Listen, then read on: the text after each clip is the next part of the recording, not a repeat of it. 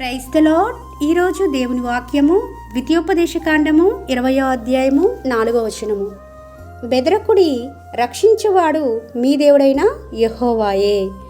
ఇశ్రాయేలు ప్రజలను ఉద్దేశించి యాజకుడు ప్రజలతో పలకాలి అని దేవుడే నిర్ణయించిన మాట అండిది. ఇక్కడ నీవు నీ శత్రువులతో యుద్ధమునకు పోయి గుర్రములను రథములను మీకంటే విస్తారమైన జనమును చూచినప్పుడు వారికి భయపడవద్దు. ఐగుప్తు దేశంలో నుండి నిన్ను రప్పించిన నీ దేవుడని యెహోవా నీకు తోడయుండును అని 20వ అధ్యాయము 1వ వచనము స్టార్ట్ అవుతుంది.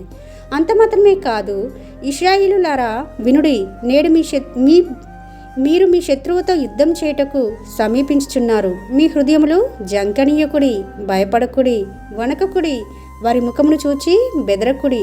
మీ కొరకు మీ శత్రువులతో యుద్ధం చేసి మిమ్మల్ని రక్షించేవాడు మీ దేవుడైన యెహోవాయే.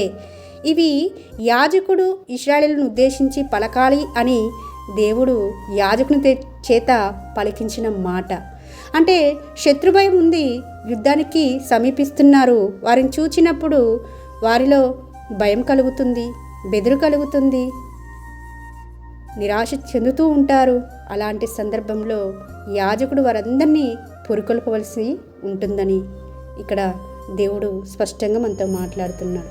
యాజకుడు అంటే పాత నిబంధన గ్రంథంలో ప్రతిష్ఠింపబడిన వారు, ప్రత్యేకించబడిన వారు దేవుని సేవ నిమిత్తమై. కానీ ఈ క్రొత్త నిబంధన క్రింద ఉన్న మనము రాజులైన యాజక సమూహంగా చేయబడ్డాం కదండి. ప్రతి ఒక్కరం కూడా యాజకులమే, దేవునికి యాజకులమే. మరి మనమందరము మన తోటి సహోదరుడు, మన తోటి సహోదరి, మన తోటి విశ్వాసి పడిపోతున్నప్పుడు, కృంగిపోతున్నప్పుడు, నిరాశ గుండా వెళ్తున్నప్పుడు మనము ఇలాంటి మాటలు మాట్లాడగలుగుతున్నామా?